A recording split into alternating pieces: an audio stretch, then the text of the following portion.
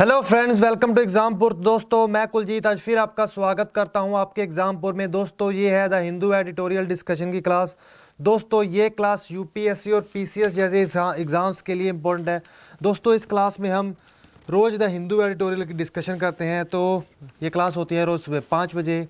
दोस्तों आज जो हम आर्टिकल करने जा रहे हैं वो कौन सा है, देखते ही एक आर्टिकल है जो कि फार्म सेक्टर के ऊपर है, किसानी सेक्टर के ऊपर अलग अलग पॉइंट्स दिए हैं, काफ़ी अच्छे पॉइंट्स हैं।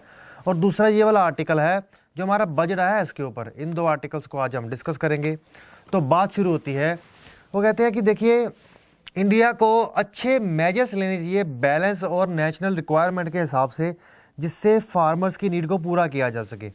यहाँ पे वो कहते हैं कि 2000 देखिए फार्मर्स की स्थितियों के बारे में तो आपको पता ही होगा, बस इसी के ऊपर आर्टिकल है कि क्या ऐसा किया जाना चाहिए या क्या हुआ या किस प्रकार की क्या क्या पॉइंट्स हैं इन्होंने दिए हैं। बहुत अच्छे 4-5 पॉइंट दिए हैं, वो देख लें। कह रहे हैं कि 2019 की शुरुआत से ही फार्मिंग सेक्टर में बहुत सारी प्रॉब्लम्स आ रही हैं। ठीक है, पहले हाफ में वो कहते क्या हुआ इस साल के कि प्रधानमंत्री किसान सम्मान निधि जैसी योजनाएं शुरू की गई, 75,000 करोड़ रुपए फंड एलोकेट किया गया। लेकिन सेकेंड हाफ में क्या हुआ, बहुत सारे डिज़ास्टर आए, सूखा पड़ा या फिर कहीं पे फ्लड आ गई या फिर इकोनॉमिक स्लो डाउन हो गया, कहीं पर वेजिटेबल्स के प्राइस ऊपर हो गए जैसे कि प्याज का हो गया था। तो इन चीज़ों ने कहीं ना कहीं फार्मिंग सेक्टर को बहुत ही तनाव में रखा। वो कहते हैं इनसे दो चीज़ें क्लियर होती हैं। सबसे पहली चीज़ क्लियर ये होती है कि पॉपुलिस्ट मेजर, ऐसे स्टेप्स जो कि हर किसी को बड़े स्तर पर कवर करें, जिससे लोगों को कहीं ना कहीं अप्रिसिएशन हो कि हमारे लिए कुछ किया गया है, वो कुछ नहीं फ़ायदा देने वाले।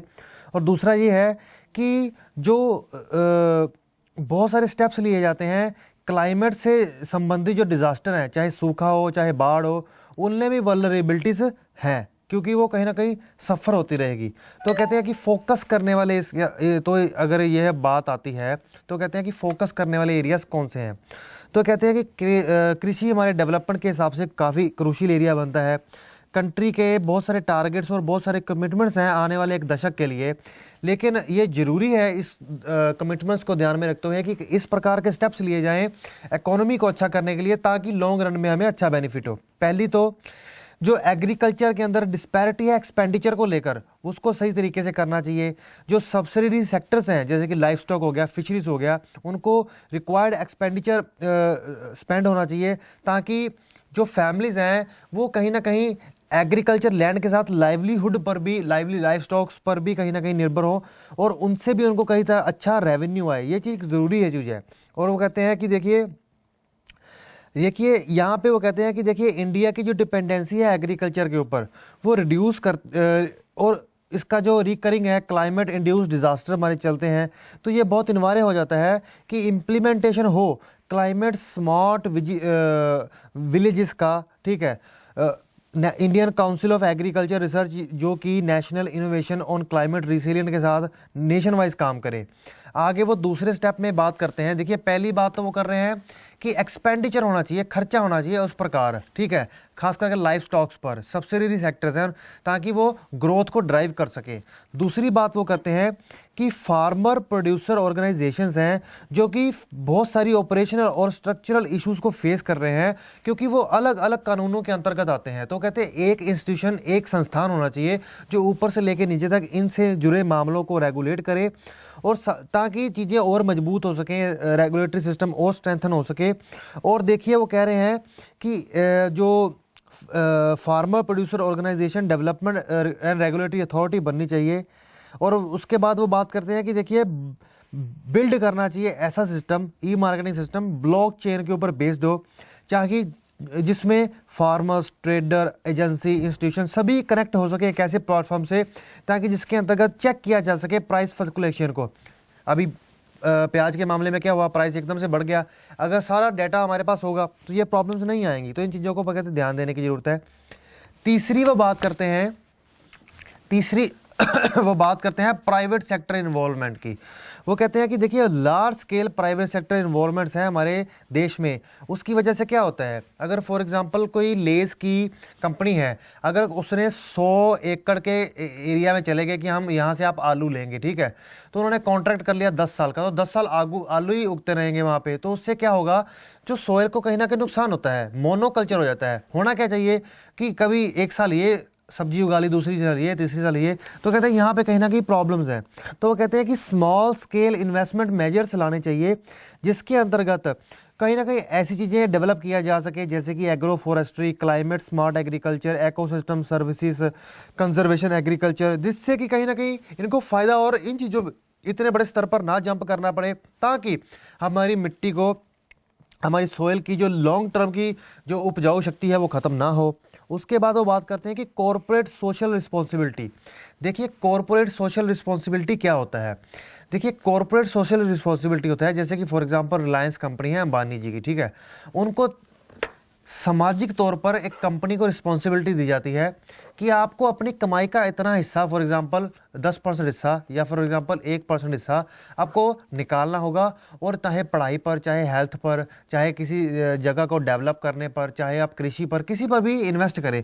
तो वो कह रहे हैं कि इसको बढ़ाकर कहीं ना कहीं कंपनियों के इस शेयर को हम इसमें काफ़ी अच्छे स्टेप्स ला सकते हैं।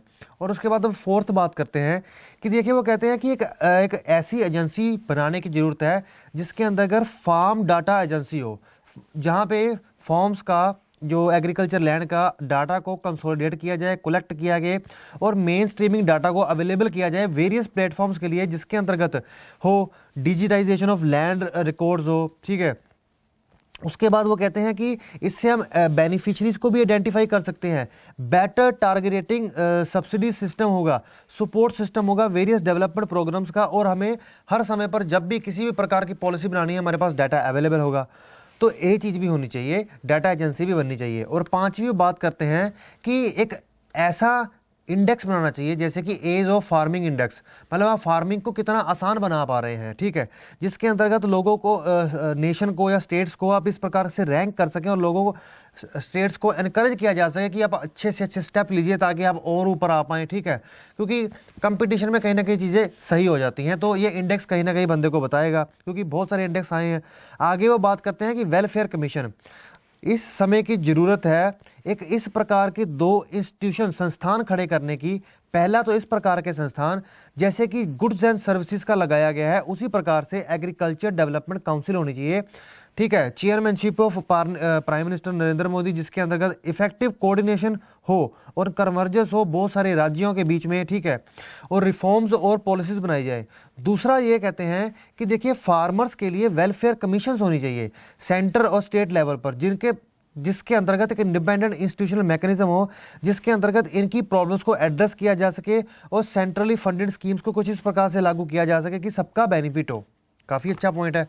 तो उसके आगे वो बात करते हैं लास्ट में कि इट इज़, ये परमिटेड है कि एक देखिए it is pertinent to deliberate on Indian agriculture service. देखिए हमारे पास आईपीएस होते हैं, आईएएस होते हैं, आईएफएस होते हैं, आईआरएस होते हैं, उसी प्रकार से वो कहते हैं इंडियन एग्रीकल्चर सर्विस होनी चाहिए, जिसके अंतर्गत जिस प्रकार से यूएसए ने ऐसी सर्विसेज खड़ी की और इस क्षेत्र में काम कर रहे हैं हम भी कर सके, ताकि जो चीज़ें आ रही हैं बाढ़ जैसी, सूखा जैसी, उनको इफेक्टिवली अच्छे तरीके से डील किया जा सके, ताकि हमें लॉन्ग टर्म बेनिफिट मिले और हमें नुकसान कम और फायदे ज़्यादा हो।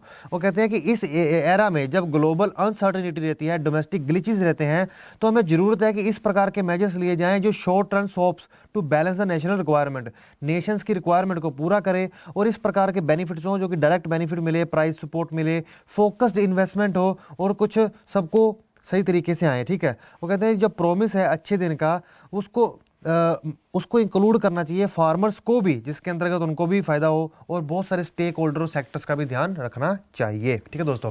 तो अब हम चलते हैं नेक्स्ट आर्टिकल पर। तो नेक्स्ट आर्टिकल की वो बात करते हैं। देखिए इकोनॉमिक सर्वे आता है, 1 दिसंबर को बजट आता है, उससे पहले इकोनॉमिक सर्वे आता है। तो इकोनॉमिक सर्वे में क्या कहा गया है, हमारी बात किस प्रकार करेंगे। देखिए इकोनॉमिक सर्वे में क्या होते हैं, हमारी अर्थव्यवस्था की स्थिति आने वाले टाइम में कैसी होनी चाहिए, उसके लिए क्या क्या प्रोग्राम्स किए जा रहे हैं, तो ये चीज़ें देखी जाती है इकोनॉमिक सर्वे में। तो दोस्तों हमारे देश की जो जीडीपी थी वो गिरी थी बहुत ज़्यादा। किसके बाद? इसका कसूरवार जैसे बनाया जा रहा है, स्ट्रक्चरल इश्यूज बनाए जा रहे हैं, साइक्लिक मंदी भी कही जा रही है, डिमोनेटाइजेशन भी कहा जा रहा है, जीएसटी को भी कहा जा रहा है, और भी कई प्रॉब्लम्स किए जा रहे हैं, या फिर ग्लोबल अनसर्टेनिटी को भी इसका पॉइंट दिया जा रहा है। लेकिन इनके बीच में जो सबसे बड़ी चीज़ आती है वो ये है, वो कह रहे हैं कि अब आगे जाकर हमारी जीडीपी क्या होगी। तो वो कह रहे हैं कि 6 से 6.5% की दर होगी फाइनेंशियल ईयर 2021 में, जो कि अब शुरू हो चुका है। तो हमारे देश के जो चीफ इकोनॉमिक एडवाइजर हैं, जिनका नाम है कृष्णमूर्ति, उन्होंने कहा है कि देखिए, उन्होंने बहुत सारे चीज़ों को डायग्नोस किया, बहुत सारा डाटा इकट्ठा किया, बार बार चीज़ों को इवेल्युएट किया। उसके अंतर्गत ये पहुंचे हैं कि देखिए, हमारे जो कह रहे हैं कि देश का रियल जीडीपी होगा वो कहीं ना कहीं दोबारा 7% के आसपास पहुंच जाएगा। आगे वो कहते हैं कि देखिए, हाँ, इसमें कोई शक नहीं है कि 2019 का साल हमारे लिए बहुत दिक्कतों बड़ा रहा, जिसके अंतर्गत व्यापार को भी दिक्कत आई, डिमांड भी कहीं ना कहीं गिरी रही, हमारी इंडियन इकोनॉमी को बहुत सारे चैलेंजेस फेस करने पड़े। और सर्वे ये कहता है कि जो शार्प डिक्लाइन हुआ, जो फिक्स्ड इन्वेस्टमेंट में, कह रहे थे कि इकोनॉमिक मंदी आई है, उसके साथ फिक्स्ड इन्वेस्टमेंट में भी मंदी आई है, इन्वेस्टमेंट भी कम हुआ है। तो वो कह रहे हैं कि जो फिक्स्ड इन्वेस्टमेंट में जो डाउन आया वो किसकी वजह से आया? जो स्लो हो गई हमारी रियल कंजम्पशन, उसकी वजह से। ठीक है दोस्तों, वो आगे वो बात करते हैं कि देखिए, जो नेशनल स्टैटिस्टिकल ऑफिस एस्टिमेट करता है कि 5% for the 12 months ending in March हो सकता है। आगे वो कहते हैं कि देखिए, दूसरी प्रॉब्लम वो बताते हैं कि देखिए, जो हमारे बैंक्स हैं, एक तो होते हैं बैंक, जैसे कि एसबीआई बैंक या फिर आईसीआईसीआई बैंक, उसके बाद बैंकों के अलावा होते हैं नॉन बैंक। अब देखिए, बैंकों और नॉन बैंकों में फ़र्क क्या होता है? बैंक से आप जाते हैं कि 100 रुपये जमा करवा दिया, 100 रुपये निकाल लिया। लेकिन नॉन बैंक क्या होते हैं? जैसे एलआईसी की कंपनीज हो गई, पैसा तो जा रहा है ना, तो काम कुछ उस प्रकार का है, लेकिन पैसे को एडजस्ट करने का सिस्टम थोड़ा अलग है। तो जो नॉन बैंकिंग फाइनेंशियल कंपनीज हैं वो कहीं ना कहीं बहुत दिक्कत में चल रही हैं। उनमें और जैसे भी आईएमएफ ने भी कहा है कि कहीं ना कहीं क्रेडिट ग्रोथ में डिक्लाइन आएगा। ठीक है दोस्तों, और करंट फिस्कल में हमने कहीं ना कहीं देखने को भी मिला है। और उसके बाद वो बात करते हैं कि देखिए, जो चैप्टर है फाइनेंशियल फ्रेगिलिटी पर, ठीक है, fragility in NBFC sector, non banking financial company, वो रिकमेंड करते हैं कि डायनेमिक हेल्थ इंडेक्स होना चाहिए के अनुसार पॉलिसी कैन बी मेजर्स, कुछ इस प्रकार की पॉलिसी बनानी चाहिए। देखिए, एक इस प्रकार का सिस्टम बनाना चाहिए। उन्होंने रिकमेंड किया है एक प्रकार का इंडेक्स। पिछली बार भी, पिछले आर्टिकल में हमने बात की है कि एक फार्मिंग इंडेक्स होना चाहिए। यहाँ पे भी बात कर रहे हैं कि एक डायनेमिक हेल्थ इंडेक्स होना चाहिए पॉलिसी मेकर्स के लिए, जो कहीं ना कहीं एक अर्ली वार्निंग सिस्टम का काम करे कि हमें अब लिक्विडिटी के ऊपर ध्यान देने की जरूरत है, ताकि जो क्रेडिट प्रोवाइडिंग सेक्टर्स हैं उनको दिक्कत ना हो। क्योंकि नॉन बैंकिंग फाइनेंशियल कंपनीज भी बहुत बड़ा रोल प्ले करती हैं। फॉर एग्जांपल, कोई इंफ्रास्ट्रक्चर कंपनीज को फंड प्रोवाइड करना है तो एनबीएफसी प्रोवाइड कर देती हैं, तो ये काफ़ी रोल प्ले करती हैं। ठीक है दोस्तों, आगे वो बात करते हैं कि देखिए, जो नेक्स्ट फिस्कल का आउटलुक है वो कहते हैं कि अब डिपेंड करता है किन चीज़ों पर। वो कहते हैं कि ग्लोबल ट्रेड अनसर्टनिटी किस प्रकार का, देखिए अमेरिका और यूएसए के चाइना के बीच में ट्रेड वॉर चल रही है, आरसेप हमारा कहीं ना कहीं सही नहीं हुआ, आगे जाके हमारी ग्लोबल स्थितियों में किस प्रकार की स्थिति होती है ये तो हम कंट्रोल नहीं कर सकते। एक तो पहला कारण ये हो सकता है। दूसरा, वेस्ट एशिया में जैसे ईरान और अमेरिका के बीच में गर्म स्थितियां आई, या फिर इजराइल और ईरान के बीच में प्रॉब्लम्स आती रहती हैं, या अफगानिस्तान का इशू आता रहता है, ये जियोपॉलिटिकल टेंशन्स। उसके बाद आता है कि स्लो पेस ऑफ इंसॉल्वेंसी, मतलब कि जो भी ऐसी कंपनियां जिन्होंने बैंकों से कर्ज ले रखा है, ठीक है दोस्तों, और वो कर्ज को लौटा नहीं पा रही हैं, और इंसॉल्वेंसी के प्रोसेस के अंतर्गत उनको जल्दी जल्दी सेल कर दिया जाए और पैसा बैंकों को दे दिया जाए, और जो ये प्रोसेस अभी स्लो चल रहा है, ये कारण भी हो सकता है। आगे वो बात करते हैं कि जो फिजिकल प्रेशर है वो क्राउडिंग आउट प्राइवेट इन्वेस्टमेंट, ये भी बहुत बड़ी प्रॉब्लम है। तो कहते हैं कि देखिए, अब सीए जो हमारे सीईए हैं, चीफ इकोनॉमिक एडवाइजर, वो लीप ऑफ फेथ पर चल रहे हैं। जो फोरकास्टिंग ग्रोथ है वो कह रहे हैं कि 6 से 6.5% की दर पर आने के चांसेस हैं। जो प्रीवियस सर्वे है, ठीक है दोस्तों, वो कहते हैं एक्सपेक्टेशंस थी, जो प्रीवियस सर्वे थे वो था कि गवर्नमेंट का स्ट्रॉन्ग मैंडेट था एक्सपीडिएट रिफॉर्म्स करने का। ठीक है दोस्तों, सर्वे ये भी कहती है कि political statements on budget eve, ठीक है, expect more policy incentives of wealth creation featuring a central theme, जिसके अंतर्गत फर्स्ट वॉल्यूम में सर्वे ये कहती है कि India wanted historical economic dominance है, वो एक रिलायंट थी on the invisible hands of market for wealth creation. तो ये एक जरूरी चीज़ आती है। आगे वो बात करते हैं कि हमें ये इंश्योर करना है, ये पक्का करना है कि जो मार्केट्स हैं, जो मार्केट में क्रिएटर ऑफ वेल्थ हैं, वो अच्छे से स्मूथ तरीके से काम कर सकें। अब क्रिएटर ऑफ वेल्थ बैंक हैं, अगर वो अच्छे तरीके से काम करेंगे, एनबीएफसीज हैं, या मार्केट के वो सब प्लेयर जिनकी वजह से वेल्थ क्रिएट हो रही है या फिर नेशनल वेल्थ क्रिएट हो रही है, आगे वो उनका सब का भी ध्यान रखना चाहिए। आगे वो कहते हैं उनको अच्छे से फंक्शनिंग करवानी चाहिए कि जो सर्वे मेक्स सेवरल पॉलिसी प्रिस्क्रिप्शंस। फिर आगे इन सब चीज़ों पर कहते हैं कि देखिए गवर्नमेंट का एक ये भी बहुत है कि गवर्नमेंट हर चीज़ में इंटरवेंशन बहुत कर रही है, जिससे कहीं ना कहीं इकोनॉमी हर्ट हुई है। जैसे कि उन्होंने एग्जांपल दिया कि देखिए असेंशियल कमोडिटीज़ एक्ट है जो कि 1955 में लाया गया, ठीक है, व्हेन फेमाइन, जब सूखा और शॉर्टेजेस, अकाल बहुत ज़्यादा चिंता भरे थे। वो कहते हैं उसी प्रकार अभी एक ड्रग मतलब कि जो दवाइयाँ होती हैं, प्राइस कंट्रोल ऑर्डर ऑफ 2013 लाया गया, जो कहीं ना कहीं फेल हो गया। जो एम उसको दिया गया था कि जो दवाइयों का रेट कम रहे, तो कहीं ना कहीं कर नहीं पाया। तो ऐसी चीज़ों को हटाना पड़ेगा। आगे वो कहते हैं कि सीईए जो चीफ इकोनॉमिक एडवाइजर है, चाहते हैं कंप्लीट रिव्यू उन पॉलिसीज़ के ऊपर भी जो फूड ग्रेन से संबंधित है, जो कि आर्ग्यू करते हैं कि गवर्नमेंट को एक लार्ज स्टेप्स लेने की ज़रूरत है, लार्ज पॉलिसी चेंजेस करने की ज़रूरत है। और सजेशंस ये भी आता है कि ट्रेडर एंड मार्केट प्लेयर, जिसके अंतर्गत की इलेक्टोरल कॉन्स्टिट्यूंसी आता है, will cheer but will be fraud and risky. कोई शक नहीं है, काफ़ी मतलब छोटे से आर्टिकल में चीज़ों को काफ़ी डाइवर्सिफाई करके बताया गया। पहले उन्होंने जीडीपी के बारे में बता दिया, फिर इन्वेस्टमेंट के बारे में बात की, फिर इन्वेस्टमेंट किस प्रकार रुकी ये भी बताया उन्होंने, फिर किस प्रकार ठीक हो जाएगी ये भी बताया, फिर आगे ये भी पॉइंट्स बताए कि किस किस स्टेप्स के कारण हमें नुकसान और हो सकता है, जैसे ग्लोबल बताया, रेजुलेशंस बताया। उसके बाद इन्होंने ये चीज़ें बताई कि क्या क्या पॉलिसी रिफॉर्म्स करने की ज़रूरत है, या फिर कौन कौन से ऐसे कानून हैं जो सरकार की वजह से बनाए गए हैं फ़ायदा देने के लिए, लेकिन वो कहीं ना कहीं गलती से नुकसान कर रहे हैं, तो उनको अभी सुधार देने की ज़रूरत है। तो काफ़ी अच्छा आर्टिकल दोस्तों।